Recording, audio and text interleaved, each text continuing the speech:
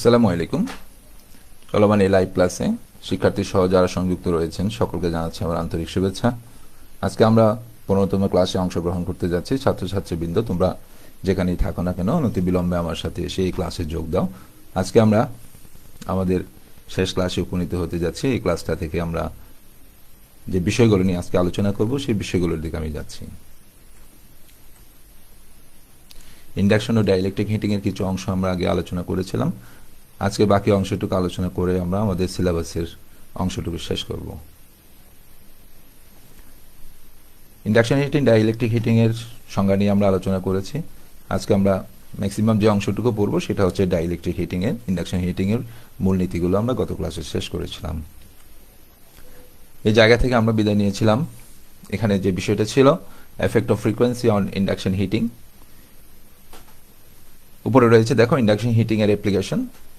Induction হিটিংকে আমরা কোথায় কোথায় ব্যবহার করতে পারি? পার্টস টাইপিক্যালি সারফেস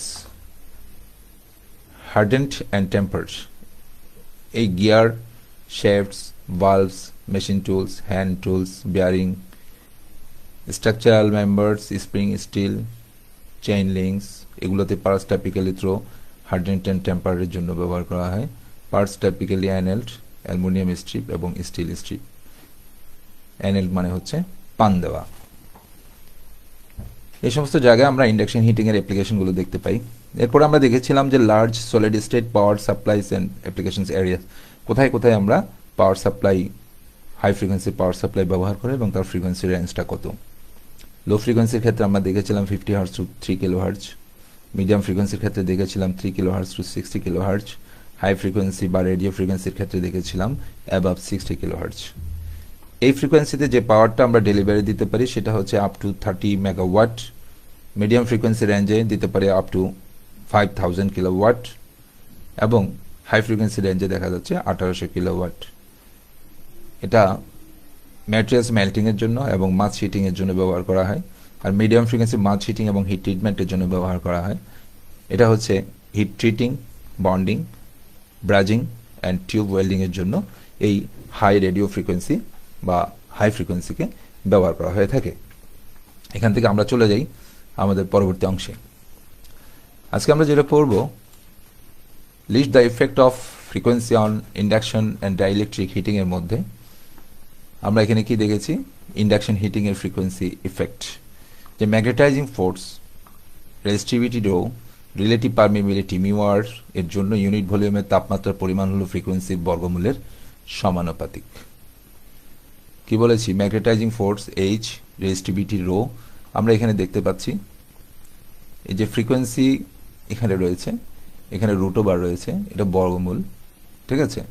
তাহলে এটা যদি আমার ইউনিট ভলিউমের তাপমাত্রার পরিমাণ হয়, পাওয়ার লস হয়, এটা হচ্ছে ফ্রিকোয়েন্সি বর্গমূলের সমান। এখানে যদি কনস্ট্যান্ট ভ্যালু থাকে তাহলে আমরা সেটাকে পাবো সমানুপাতিক হারে। তাহলে দেখা যাচ্ছে যে ফ্রিকোয়েন্সির সাথে আমার ইউনিট ভলিউমের যেই তাপটা সৃষ্টি হবে সেটা আমার ফ্রিকোয়েন্সির বর্গমূলের সাথে সমানুপাতিক, ঠিক আছে? Effect of frequency on induction heating নিয়ে আমরা এখন আলোচনা করছি। উচ্চ ফ্রিকোয়েন্সিতে হিস্টেরেসিস লসের কারণে সৃষ্ট তাপমাত্রার পরিমাণ এডি কারেন্টের জন্য সৃষ্ট তাপমাত্রার চাইতে কম হবে। তাহলে হাই ফ্রিকোয়েন্সিতে হিস্টেরেসিস লসের পরিমাণটা কম হবে। পদার্থের ডেপথ অফ পেনিট্রেশন, এই যে ডেল্টা, ছোট ডেল্টা আমরা যেটা বলেছি, সাপ্লাই ফ্রিকোয়েন্সির বর্গমূলের ব্যস্তানুপাতিক। এটা এফ ফ্রিকোয়েন্সি বর্গমূলের ব্যস্তানুপাতিক, ঠিক আছে? অর্থাৎ 1/√f। ফলে ফ্রিকোয়েন্সি বাড়লে পদার্থের মধ্যে তাপ প্রবেশের গভীরতা কমে যায়, হিস্টেরেসিস লস ও এডি কারেন্ট লসও কমে যায়। এটা বোঝা গেছে নিশ্চয়ই। যে ডেপথ অফ পেনিট্রেশন মানে তো আমরা তো আগে পড়েছি যে আমরা যদি একটা লোহার বার বা একটা লোহার দণ্ড উত্তপ্ত করি তাহলে ওই দণ্ডটির গভীরে কতটুকু পরিমাণ তাপমাত্রা প্রবেশ করবে বা তাপ প্রবেশ করবে সেটাকে আমরা বলছি ডেপথ অফ পেনিট্রেশন, প্রবেশ্যতা, তাপের প্রবেশ্যতা। ম্যাগনেটিক ম্যাটেরিয়ালের ফ্লাক্স ডেন্সিটি নন ম্যাগনেটিক ম্যাটেরিয়ালের চেয়ে বেশি। সমপরিমাণ তাপ তৈরি করতে ম্যাগনেটিক ম্যাটেরিয়ালের জন্য ফ্রিকোয়েন্সির মান নন ম্যাগনেটিক ম্যাটেরিয়ালের চেয়ে কম প্রয়োজন হয়। ম্যাগনেটিক ম্যাটেরিয়াল হলো যেগুলো ম্যাগনেটাইজড হয় যেগুলোকে ম্যাগনেট আকর্ষণ করে বা ম্যাগনেটে পরিণত করা যায়। আর কিছু পদার্থ যেমন স্টেনলেস স্টিল রয়েছে, অ্যালুমিনিয়াম রয়েছে, এগুলো কিন্তু নন ম্যাগনেটিক ম্যাটেরিয়ালস। দেখা যাচ্ছে ফ্লাক্স ডেন্সিটির ম্যাগনেটিক ম্যাটেরিয়ালে নন ম্যাগনেটিক ম্যাটেরিয়ালের চেয়ে বেশি। তো সেক্ষেত্রে নন ম্যাগনেটিক ম্যাটেরিয়ালে যে ফ্রিকোয়েন্সি আবার সরবরাহ করতে হবে, ম্যাগনেটিক ম্যাটেরিয়ালের ক্ষেত্রে তার চেয়ে অনেক কম ফ্রিকোয়েন্সি দিলেই আমার প্রয়োজনীয় উত্তাপ বা প্রয়োজনীয় তাপ বা প্রয়োজনীয় শক্তি ক্ষয় করা সম্ভব হবে। উচ্চ রেজিস্টিভিটি সম্পন্ন ম্যাটেরিয়ালে তাপ তৈরি করতে নিম্ন ফ্রিকোয়েন্সির ভোল্টেজ প্রয়োজন হয়, আর উচ্চ থার্মাল কন্ডাক্টিভিটি সম্পন্ন ম্যাটেরিয়ালে তাপ তৈরি করতে উচ্চমানের ফ্রিকোয়েন্সির ভোল্টেজের প্রয়োজন হয়। এই 6টি বিষয় আমরা দেখলাম যেখানে আমাদের ফ্রিকোয়েন্সির ডিপেন্ডেন্সি রয়েছে, অর্থাৎ হাই বা লো ফ্রিকোয়েন্সি আমার এসেনশিয়াল।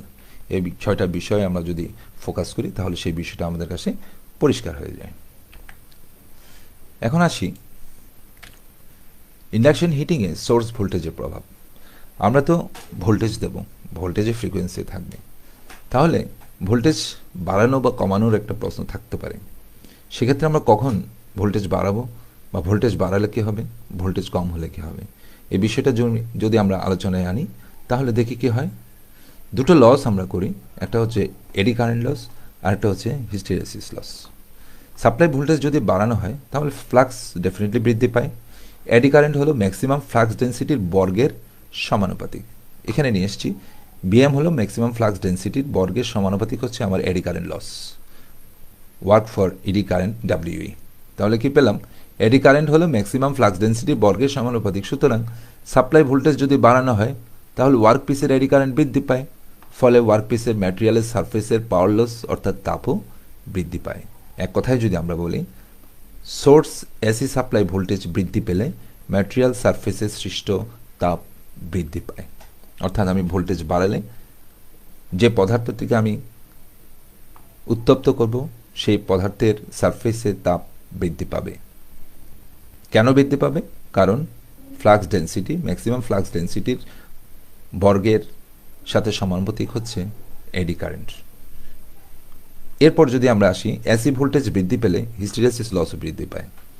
আর এই সূত্রটা হচ্ছে এই যে ফ্লাক্স যেটা রয়েছে, ফ্লাক্সের সাথে হিস্টেরেসিস লসের জন্য সৃষ্ট তাপমাত্রার পরিমাণ তাও সমানুপাতিক। ক্যাটা যদি কনস্ট্যান্ট হয় তাহলে সমানুপাতিক। তাহলে আমরা দুটো ক্ষেত্রে দেখছি যে ভোল্টেজ বাড়লে আমার হিস্টেরেসিস লসও বাড়বে, এডি কারেন্ট লসও বাড়বে, তথা হিস্টেরেসিস লস এবং এডি কারেন্ট লসের জন্য আমার ওয়ার্ক পিসের উপর যে তাপমাত্রা তৈরি করা হবে তার পরিমাণ বৃদ্ধি পাবে। তাহলে আমরা ফ্রিকোয়েন্সি ডিপেন্ডেন্সি দেখলাম, ভোল্টেজ ডিপেন্ডেন্সি দেখলাম। কার ক্ষেত্রে? ইন্ডাকশন হিটিংয়ের ক্ষেত্রে। এখন আমরা চলে যাচ্ছি ডাইইলেকট্রিক হিটিং। ডাইইলেকট্রিক হিটিং বা ক্যাপাসিটিভ হিটিংয়ের সংজ্ঞা আমরা পড়েছি, এরপর এখানে আবার রেখেছি যে পদ্ধতিতে নন কন্ডাক্টিং বা অপরিবাহী পদার্থকে হাই ফ্রিকোয়েন্সি বিশিষ্ট পরিবর্তনশীল ইলেকট্রোস্ট্যাটিক, মনে রাখতে হবে, ইলেকট্রোস্ট্যাটিক ফিল্ডের মধ্যে রেখে ডাইইলেকট্রিক লসের মাধ্যমে অপরিবাহী পদার্থে তাপ প্রদান করা হয় বা পদার্থকে উত্তপ্ত করা হয়, তাকে বলা হচ্ছে ডাইইলেকট্রিক হিটিং। এই ডাইইলেকট্রিক হিটিংকে ক্যাপাসিটিভ হিটিংও বলা হয়। আমরা এটা গত ক্লাসেও পড়েছি, এরপর আবার এখানে একটু করে দিয়েছি। এই প্রসেসটাও আমরা দেখেছি যে কিভাবে হিটিং প্রক্রিয়াটা হয়। আমি যদি একটা এসি সাপ্লাই দিই তাহলে দুটা ইলেকট্রোডের মধ্যে পর্যায়ক্রমে একবার পজিটিভ হবে একবার নেগেটিভ হবে, একবার পজিটিভ হবে একবার নেগেটিভ হবে, ঠিক আছে? এটা যদি একবার পজিটিভ হয় একবার নেগেটিভ হয় তাহলে কি হয়?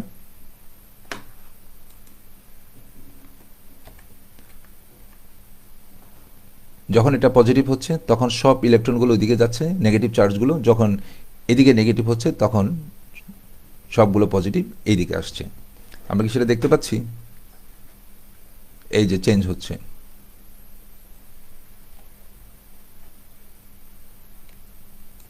ওকে? এক্ষেত্রেও তাই, এটা আমরা আগেও দেখেছি, আমরা আবার একটু করে দেখলাম।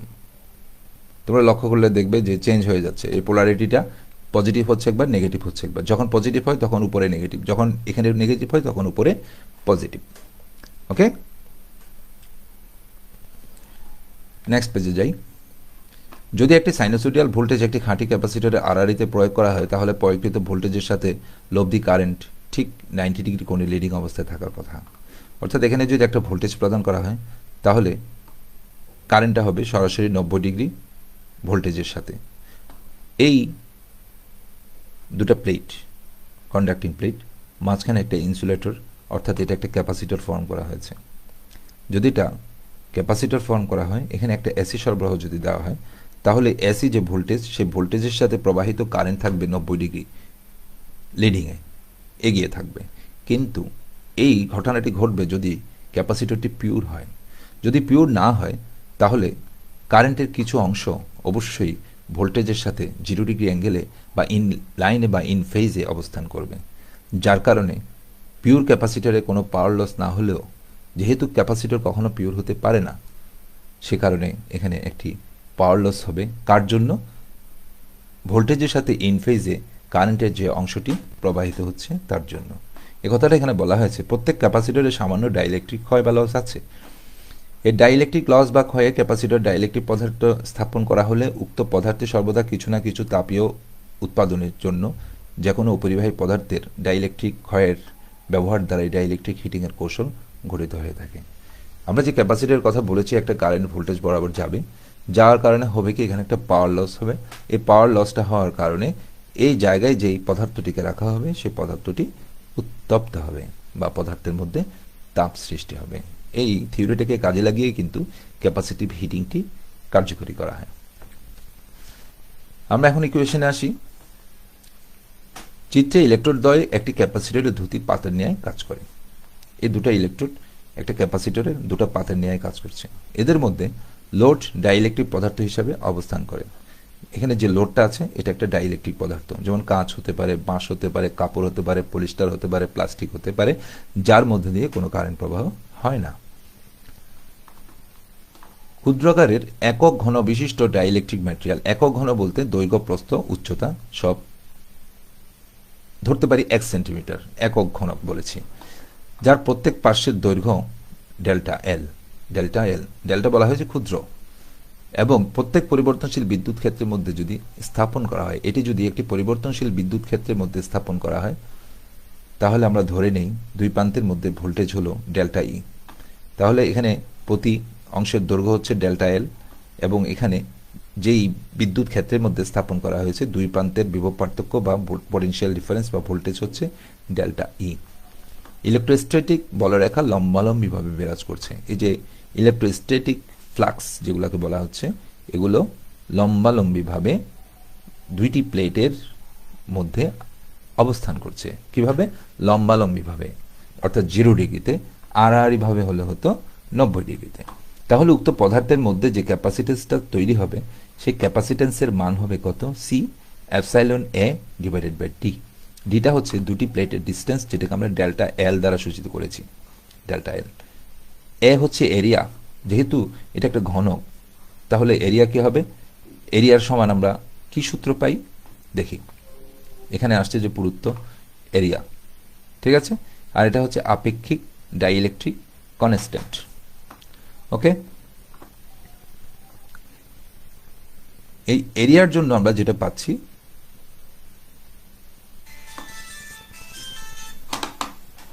এরিয়ার জন্য আমরা কি পাচ্ছি? এই সূত্রটা এইভাবে পাচ্ছি। তাহলে এটা কিসের মান বেরোলো? ক্যাপাসিটেন্স। কিসের মান বেরোলো? ক্যাপাসিটেন্স। আমরা যদি এখন এটাকে হিসাব করে নেই এবং এপসাইলন আর এর মানগুলো আমরা বসাই, তাহলে এপসাইলন 0 সমান 0.0885 ইন্টু 10⁻12 ফ্যারাড পার সেন্টিমিটার। এই যে ভ্যালুটা আমরা এপসাইলন নটেরটা বসিয়ে দিলাম, আরেকটা আছে এপসাইলন আর। তাহলে এপসাইলন সমান এই দুটো আমরা বসালাম, এখান থেকে আবার এই ভ্যালুটা আমরা বসিয়ে দিলাম। এখানে যেহেতু ডেল্টা এল আছে, তাহলে ডেল্টা এল থেকে একটা ডেল্টা এল কাটা গেলে আরেকটা ডেল্টা এল এখানে থাকবে। তাহলে আমরা কি পেয়েছি? ক্যাপাসিটেন্সের ভ্যালু হচ্ছে 0.0885 এপসাইলন আর, এ অথবা বি এর ক্ষেত্রফল ডিভাইডেড বাই পুরুত্ব। এখানে সবগুলো ডেল্টা এল হয়েছে এজন্য, যেহেতু আমরা এটাকে ঘনক বিবেচনা করেছি, ইন্টু 10⁻12 ফ্যারাড। তাহলে এই সূত্র থেকে আমরা ক্যাপাসিটেন্সের ভ্যালুটা পেয়ে গেছি। ওকে, আমরা এখন সামনের দিকে যাই। এখানে এখন আমরা কি পাচ্ছি, কি লিখেছি দেখি। যখন কোনো ডাইইলেকট্রিক পদার্থের মধ্যে দিয়ে বিদ্যুৎ প্রবাহিত করানো হয়, প্রকৃতপক্ষে ভোল্টেজ ও কারেন্টের মধ্যে কৌণিক ব্যবধান 90 ডিগ্রি থাকে না, এবং দেখা যায় ভোল্টেজের সাথে 0 ডিগ্রি কৌণিক ব্যবধানে একটি অল্পমানের বাস্তব current delta I cos theta থাকে, ফলে যখন কোনো ডাই ইলেকট্রিক পদার্থকে কোনো পরিবর্তনশীল বিদ্যুৎ ক্ষেত্রের মধ্যে স্থাপন করা হয় তখন তাপীয় শক্তির উদ্ভব হয়। তাহলে এই ইনফেজ কারেন্ট কম্পোনেন্টের মান আমরা কীভাবে প্রকাশ করব সেটা দেখি। Delta I cos phi equal to delta I divided by Z C, PF হচ্ছে পাওয়ার ফ্যাক্টর, এটার ভ্যালু যেটা সেটা আমরা বসাবো। যেখানে জেড সি উক্ত মৌলিক ক্যাপাসিটর ইম্পিডেন্স, যা মানের দিক থেকে এক্সি এর সমান। এক্সি হচ্ছে কি ক্যাপাসিটিভ রিঅ্যাক্ট্যান্স। তো ক্যাপাসিটিভ রিঅ্যাক্ট্যান্স যদি হয়, সেই ক্যাপাসিটিভ রিঅ্যাক্ট্যান্সকে আমরা যদি এখন পিওর বিবেচনা করি তাহলে এক্সি জেড সি পরস্পর সমান হবে, ঠিক আছে? অর্থাৎ Z C equal to X C আর পিএফ হচ্ছে পাওয়ার ফ্যাক্টর। তাহলে আমরা এখন সূত্রে চলে আসি। জেড সি সমান আমরা কি জানি, এক্সি যদি হয় 1/ওমেগা সি, ওমেগা সমান আমরা কি জানি টুয়াইস পাই এফ। তাহলে আমরা সরাসরি চলে আসি এখানে ডেল্টা ই ডাব্লিউসি, অর্থাৎ এখানে যে ভ্যালুটা আছে এই ভ্যালুটাতে আমরা এখন জেড সি এর মানটা বসিয়ে দেব। তাহলে কি পাচ্ছি, ডেল্টা ই omega C PF. Omega C কেন দিয়েছি, জেড সি সমান 1/ওমেগা সি, তাহলে 1/জেড সি সমান ওমেগা সি এখান থেকে এসেছে। তাহলে ডেল্টা ই টুয়াইস পাই F C, omega C omega সমান টুয়াইস পাই F C PF, delta E F, ঠিক আছে? এফটাকে আলাদা করলাম, PF twice pi into 0.0085 ER delta I into 10⁻⁻12। এটা কিসের মান বসিয়েছি, এখানে যে একটা সি আছে না, এই সি এর মানটা থেকে আমরা এটা বসিয়ে দিয়েছি, যেটা আমরা আগের ইকুয়েশন ডেভেলপ করতে গিয়ে পেয়েছিলাম। তাহলে রূপান্তরিত তাপীয় শক্তি আমরা কি পেলাম, ডেল্টা পি সমান delta E into delta I cos theta. এখানে আমরা সব মানগুলো যদি বসিয়ে দিই তাহলে আমরা পেয়ে যাব 0.556 delta E to the square F ER P F delta L into 10⁻⁻12। এখন বলা হচ্ছে ভোল্টেজের মান ই হলে একক সেমি বিশিষ্ট অর্থাৎ সেন্টিমিটার বিশিষ্ট ঘনকের মধ্যে, অর্থাৎ ঘনকের আয়তন হচ্ছে 1 সেন্টিমিটার, অর্থাৎ চারিদিকে দৈর্ঘ্য প্রস্থ উচ্চতা সব কিছু যদি 1 সেন্টিমিটার হয়, সেজন্য বলেছি যদি ডেল্টা এল সমান 1 সেন্টিমিটার হয়, বিদ্যুৎ শক্তি রূপান্তরিত সৃষ্টি যে তাপের পরিমাণ সেটা হবে ডাব্লিউ বা work 0.556 E square F ER P F into 10⁻12। এখানে যেটা ডেল্টা এল ছিল সেই ডেল্টা এলটাকে আমরা 1 ধরেছি, যেহেতু আমরা 1 সেন্টিমিটার বলেছি। তাহলে এটাই হচ্ছে আমার একটা ক্যাপাসিটিভ অ্যাকশনের ফলে সৃষ্ট তাপ। আমরা কিভাবে পেয়েছি, ডাইইলেকট্রিক হিটিং বা ক্যাপাসিটিভ হিটিং প্রক্রিয়ায় আমরা নন কন্ডাক্টিভ ম্যাটেরিয়াল বা ইনসুলেটরের মধ্যে এই পরিমাণ তাপটি উৎপন্ন করতে পারি। এটাই হচ্ছে আমার ডাইইলেকট্রিক হিটিংয়ের মূলনীতি এবং তার ইকুয়েশন, ঠিক আছে? একটু জটিল মনে হলো, আমরা যদি ভালোভাবে প্র্যাকটিস করি তাহলে এটা কিন্তু খুব একটা জটিল মনে হবে না। ধারাবাহিকভাবে এগিয়ে গেলে এটা জাস্ট একটা ম্যাথমেটিক্যাল ডেরিভেশন। আমরা একটা সার্কিট দেখছি এখানে। এই সার্কিটটার মধ্যে আছে কি, একটা ট্রান্সফরমার আছে, একটা ব্রিজ রেকটিফায়ার আছে, একটা ফিল্টার সার্কিট আছে। হ্যাঁ, এই ফিল্টার সার্কিটটা একটা এলসি ফিল্টার। এখানে একটা হাই ভোল্টেজ ডিসি তৈরি হয়েছে এই যে রেকটিফায়ার থেকে। এই হাই ভোল্টেজ ডিসিটা আরএফ অসিলেটরের মাধ্যমে আমরা হাই ফ্রিকোয়েন্সি একটা সাপ্লাই তৈরি করব। সেই সাপ্লাইটা একটা ক্যাপাসিটর লাইক স্ট্রাকচারের মধ্যে দেব, যেখানে দুটি কন্ডাক্টিং প্লেটের মাঝখানে আমার ওয়ার্কপিস বা যেই অংশটুকুকে আমি উত্তপ্ত করব, কাগজ হোক, প্লাস্টিক হোক, খাদ্যদ্রব্য হোক বা অন্য কোনো নন কন্ডাক্টিভ ম্যাটেরিয়াল হোক, রাখা হলে এভাবে আমরা সার্কিটটাকে ডিজাইন করতে পারি। অর্থাৎ ব্লক ডায়াগ্রাম যদি আঁকতে বলে তাহলে আমরা এটাকে ব্লক ডায়াগ্রাম হিসাবে আঁকতে পারি। ঠিক এটাকে আরেকটু ব্লক ডায়াগ্রামে কনভার্ট করে এখানে দিয়েছে ট্রান্সফরমার, রেকটিফায়ার, অসিলেটর এবং ঠিক কারেন্ট, ঠিক আছে? আরেকটা হচ্ছে ওয়ার্ক কারেন্ট। এখানে হচ্ছে ওয়ার্ক পিস, দুদিকে কন্ডাক্টিং প্লেট, এদিকে একটা কন্ডাক্টিং প্লেট, মাঝখানেরটা হচ্ছে স্যাম্পল বা ওয়ার্ক পিস, ঠিক আছে? এটা হচ্ছে ভ্যারিয়েবল ইন্ডাকটেন্স, ঠিক আছে? এভাবে আমরা একটা হাই ফ্রিকোয়েন্সির মাধ্যমে ডাইইলেকট্রিক হিটিং প্রক্রিয়ায় নন কন্ডাক্টিং ম্যাটেরিয়ালসকে উত্তপ্ত করার চেষ্টা করে থাকি। ডাইইলেকট্রিক হিটিং এর ফ্রিকোয়েন্সির প্রভাবটা কিভাবে আসে? Capacitor dielectric loss power supply ফ্রিকোয়েন্সির সাথে সমানুপাতিক। ফ্রিকোয়েন্সি বৃদ্ধি পেলে ডাইইলেকট্রিক লস বৃদ্ধি পাবে। ক্যাপাসিটিভ কারেন্ট আইসি ফ্রিকোয়েন্সি বৃদ্ধির সাথে সাথে বৃদ্ধি পায়, ফলে ডাইইলেকট্রিক ফেজ অ্যাঙ্গেল ডেল্টা কমে যায়। ইন্ডাকটেন্স ও ক্যাপাসিটেন্স দিয়ে তৈরি রেজোনেন্স সার্কিটের ফ্রিকোয়েন্সি বৃদ্ধির সঙ্গে সঙ্গে ধারাবাহিকভাবে লোড ইম্পিডেন্স কমতে থাকে, তখন সর্বোচ্চ পাওয়ার আউটপুট পেতে হলে ফ্রিকোয়েন্সি বৃদ্ধির সাথে অসিলেটর ইম্পিডেন্স ও লোডের মধ্যে স্পেশাল ম্যাচিং সার্কিটের মাধ্যমে ইম্পিডেন্স ম্যাচিং করতে হবে। অর্থাৎ ফ্রিকোয়েন্সি যদি বাড়ানো হয় তার একটা প্রভাব পড়ে। সেক্ষেত্রে দেখা যাচ্ছে যে এই সার্কিট দিয়ে আমরা হাই ফ্রিকোয়েন্সি অসিলেটর সার্কিটটি তৈরি করব, তার যে ইম্পিডেন্স হবে সেই ইম্পিডেন্স এবং লোড ইম্পিডেন্সের মধ্যে মিস ম্যাচ হবে, অর্থাৎ দোনোটা সমমানের ইম্পিডেন্স হবে না। সেক্ষেত্রে দোনোটা ইম্পিডেন্সকে যদি সমান মানে আনতে হয় তাহলে একটা ইম্পিডেন্স ম্যাচিং নেটওয়ার্ক লাগবে, তা না হলে কিন্তু সঠিক পাওয়ার আউটপুটে পাওয়া যাবে না। এই জন্য এখানে বলা হচ্ছে স্পেশাল সার্কিটের মাধ্যমে ইম্পিডেন্স ম্যাচিং করতে হবে, অর্থাৎ এলসি সার্কিটে যে ইম্পিডেন্স হবে আমার লোডের ইম্পিডেন্স দুটো সমান করে নিতে হবে ম্যাচিং নেটওয়ার্কের মাধ্যমে। ফ্রিকোয়েন্সি বৃদ্ধির সঙ্গে সঙ্গে সৃষ্ট ইলেকট্রোম্যাগনেটিক রেডিয়েশন বৃদ্ধি পাবে, অর্থাৎ এক্ষেত্রে যদি আমরা ফ্রিকোয়েন্সিকে বাড়াই তাহলে দেখা যাচ্ছে সার্কিট থেকে একটা ইলেকট্রোম্যাগনেটিক রেডিয়েশন হবে। সেই ইলেকট্রোম্যাগনেটিক রেডিয়েশন না হওয়ার ব্যবস্থা করে রাখতে হবে, তা না হলে পার্শ্ববর্তী কোনো রেডিও স্টেশন বা কোনো রেডিও অ্যাক্টিভ ম্যাটেরিয়াল যদি থাকে, অর্থাৎ ওই টেলিফোন বা কোনো ধরনের এফএম ট্রান্সমিশন বা রেডিও স্টেশন যদি থাকে, সেখানে একটা হাই ফ্রিকোয়েন্সি হিসিং ট্রান্সমিশনের সাথে যুক্ত হয়ে যেতে পারে। সেক্ষেত্রে আমাদেরকে এ ধরনের রেডিয়েশনকে রহিত করার জন্য প্রয়োজনীয় ব্যবস্থা গ্রহণ করতে হবে। ডাইইলেকট্রিক হিটিংয়ে যে সোর্সের একটা প্রভাব, সোর্স ভোল্টেজের প্রভাব, হাই ভোল্টেজের ডাইইলেকট্রিকে উচ্চ তাপমাত্রার সৃষ্টি হয়। তবে এই হাই ভোল্টেজের মান ডাইইলেকট্রিক পদার্থের ব্রেকডাউন ভোল্টেজের মানের উপর নির্ভরশীল। তবে ব্রেকডাউন ভোল্টেজের মান ময়েশ্চার, মেকানিক্যাল স্ট্রেস ও হাই ভোল্টেজ করোনা দ্বারা প্রভাবিত হতে পারে। অর্থাৎ কত মানের ভোল্টেজ আমি দিতে পারবো সেটা ব্রেকডাউন ভোল্টেজের উপরে নির্ভর করবে। উচ্চ মানের ভোল্টেজ ঠিকই আছে, তবে সেই মানটা নির্ভর করবে ব্রেকডাউন ভোল্টেজের উপর। অপরদিকে সবসময় যে ব্রেকডাউন ভোল্টেজটা আমি পাওয়ার কথা সেটা আমি সবসময় সেম নাও পেতে পারি। কেন?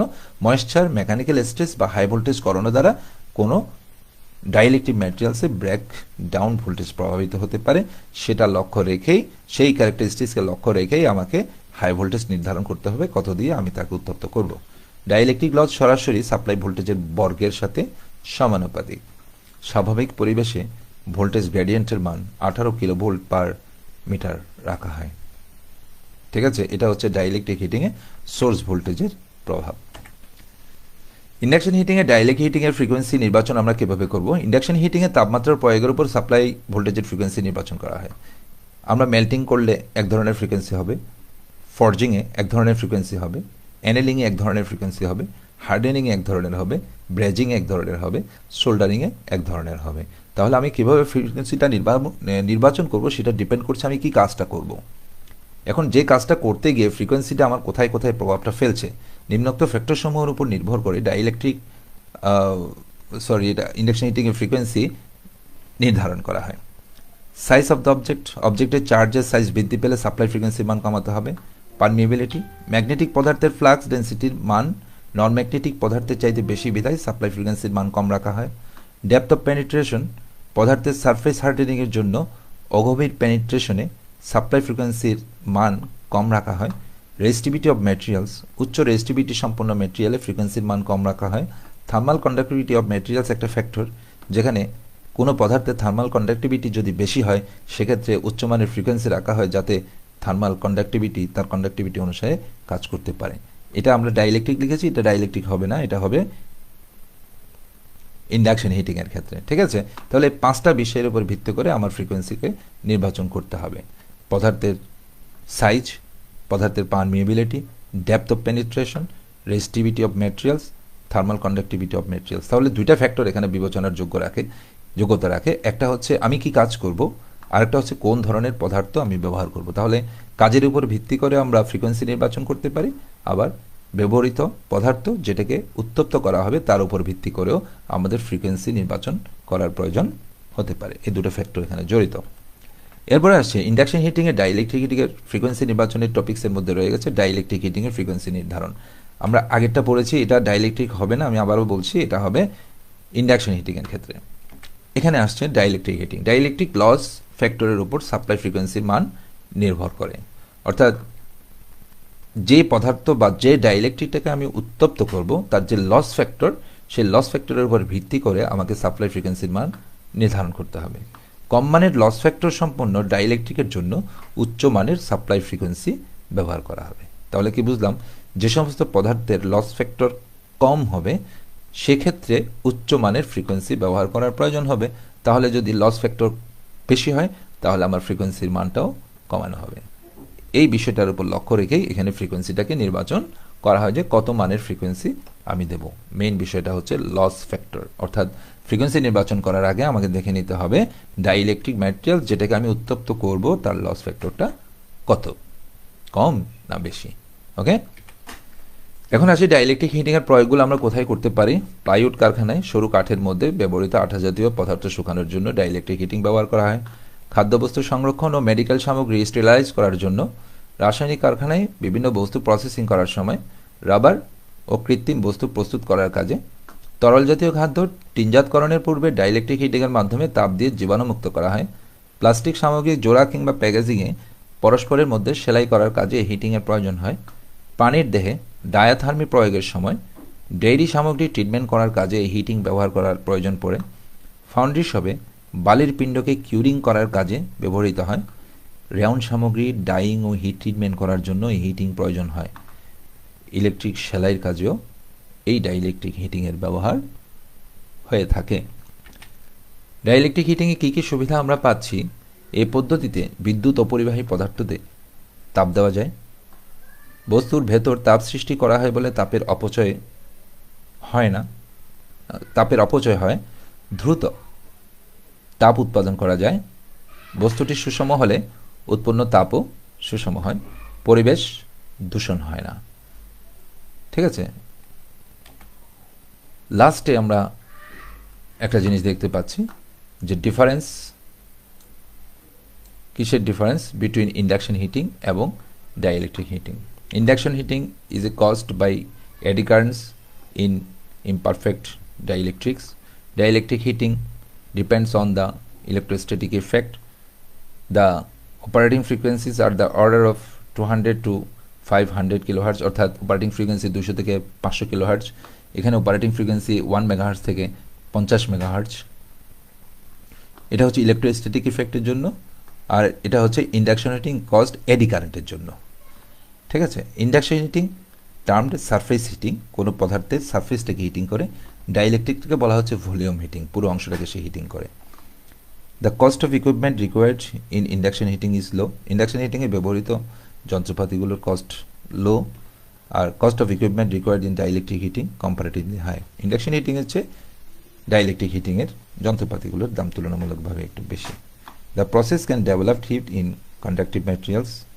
The process can develop heat in non conductive materials, অর্থাৎ ধাতব পদার্থে তাপ উৎপন্ন করার জন্য আমরা এটা ব্যবহার করি। এটা যে সকল পদার্থ ধাতব নয়, কাঠ, বাঁশ, লোহা ধাতব নয় নাকি ধাতব, লোহা ধাতব, তাহলে লোহা যাবে এখানে, এখানে আসবে কাঠ, বাঁশ, প্লাস্টিক, পলিথিন বা যে সমস্ত পদার্থ দিয়ে ইলেকট্রিসিটি প্রবাহিত হতে পারে না সেই সমস্ত পদার্থগুলোকে উত্তপ্ত করার জন্য আমরা ডাইইলেকট্রিক হিটিংকে ব্যবহার করব। তাহলে দুটোর পার্থক্য তোমাদের বইতে হয়তো আছে, ওখান থেকে আমরা পরিষ্কারভাবে দেখে নেব যে ডাইইলেকট্রিক হিটিং এবং ইন্ডাকশন হিটিং এর দুটো কোথায় আমরা ব্যবহার করি, কত ফ্রিকোয়েন্সিতে ব্যবহার করি, এবং কোন পদার্থগুলোকে উত্তপ্ত করার জন্য আমরা ডাইইলেকট্রিক ও ইন্ডাকশন হিটিংকে ব্যবহার করি। তাহলে আমরা অনেক ধরনের হিটিং এখনো পর্যন্ত দেখে থাকলেও ইন্ডাস্ট্রিতে হিট করার জন্য আমরা মেইন দুটো বিষয় আজকে শেষ করতে যাচ্ছি। একটা হচ্ছে ইন্ডাকশন হিটিং, কন্ডাক্টিভ ম্যাটেরিয়ালকে হিট করার জন্য, কন্ডাক্টিভ ম্যাটেরিয়ালকে প্রসেসিং করার জন্য, আর ডাইইলেকট্রিক হিটিং হচ্ছে নন কন্ডাক্টিভ ম্যাটেরিয়ালকে প্রসেসিং করার জন্য। আবার কন্ডাক্টিভ ম্যাটেরিয়ালসের মধ্যে দু ধরনের ম্যাটেরিয়ালস আছে, একটা হচ্ছে ম্যাগনেটিক আর একটা হচ্ছে নন ম্যাগনেটিক, যেটা ম্যাগনেটাইজড হয় আর একটা হচ্ছে ম্যাগনেটাইজড হয় না। এই সবগুলো পদার্থকে আমরা এই দুটি প্রক্রিয়ায় উত্তপ্ত করতে পারি। ঠিক আছে, এখানে প্রশ্ন দেওয়া আছে, প্রশ্নগুলো গতবারও ছিল, এখনো সেই প্রশ্নগুলোই আছে। প্রত্যেকটা প্রশ্ন তোমরা দেখবে এবং অ্যান্সারগুলো রেডি করে ফেলার চেষ্টা করবে। সেই সাথে আমাদের লেকচার সেশন শেষ হলো। আর এই ক্লাসটা যদি আবার দেখতে চাও কেউ, তাহলে ফেসবুকে তো পাবেই, এছাড়াও skill.gov.bd-তে পাওয়া যাবে। তাহলে আমরা পরবর্তীতে ক্লাসটাকে ফলো করব। যদি লাইভ ক্লাসে অংশগ্রহণ করে কেউ কিছু বুঝতে না পারো, পরবর্তীতে এই ক্লাসটা ফলো করে তোমরা অভাবটুকুকে মিটিয়ে নেবে। এ পর্যন্ত আমরা 15টা ক্লাস নিয়েছি। 15টা ক্লাসে মোটামুটি চেষ্টা করেছি সিলেবাসের প্রত্যেকটা অংশ নিয়ে আলোচনা করতে। তোমাদের যে বাংলা বইটা তোমাদের সাথে থাকে, সেই বাংলা বইয়ের সাথে আমার অনেকগুলো টপিকসের পুরোপুরি মিল হয়তো পাবে না, কেননা বাংলা বইতে অনেকগুলো জিনিস ইংরেজি থেকে বাংলা করতে গিয়ে তারা কিছু ঘাটতি রেখে দিয়েছে। সেক্ষেত্রে তোমরা ইন্টারনেটের সহায়তা নিতে পারো এবং বইগুলো, অর্থাৎ যে রেফারেন্স বইগুলো আছে, নেটে রেফারেন্স বইগুলোকে সার্চ দিয়ে রেফারেন্স বইয়ের হেল্প নিতে পারো। অবশ্যই রেফারেন্স বইগুলো ইংরেজিতে, তোমাদের সিলেবাসের সাথে রেফারেন্স বই উল্লেখ করা আছে। ঠিক আছে? বইয়ের সাথে আমারটাকে সহজে মিলাতে যেও না, কারণ বইতে অনেক ভুলভ্রান্তি রয়েছে। আমি এতদিন কিছু বলিনি, কিন্তু আমরা দেখতে পেয়েছি যে বইগুলোকে ফলো করতে গেলে ওখানে চিত্রের সাথে বা টপিক্সের সাথে অনেকগুলো অমিল আমরা খুঁজে পেয়েছি। ঠিক আছে? সেই সাথে আজকে 15টা ক্লাসের মাধ্যমে ইন্ডাস্ট্রিয়াল ইলেকট্রনিক্স 66845-এর ক্লাসটির 12টি চ্যাপ্টার আজকে সমাপ্ত করা হলো। এরপরে যদি কারো কোনো কোয়েরি থাকে, আমরা প্রয়োজনে হয়তো নেক্সট কোনো ক্লাসে আমরা রিভিউ বা অন্য কোনো আলোচনায় আসতে পারি, সেটা সিদ্ধান্তের উপর নির্ভর করবে। তবে আজকের মতো আমরা ক্লাস এখানেই শেষ করছি। সবাই ভালো থেকো, সুস্থ থেকো। সিলেবাসের পুরো অংশটুকুই আলোচনা করার চেষ্টা করেছি। ভুলভ্রান্তি থাকলে ক্ষমা সুন্দর দৃষ্টিতে দেখবে, আর কোনো কিছু অপর্যাপ্ত থাকলে কমেন্টস লাইনে লিখে আমাকে সহায়তা করবে, যাতে আমার অপূর্ণ অংশগুলো আমি পরিপূর্ণতা দান করতে পারি। সবাইকে ধন্যবাদ। আসসালামু আলাইকুম।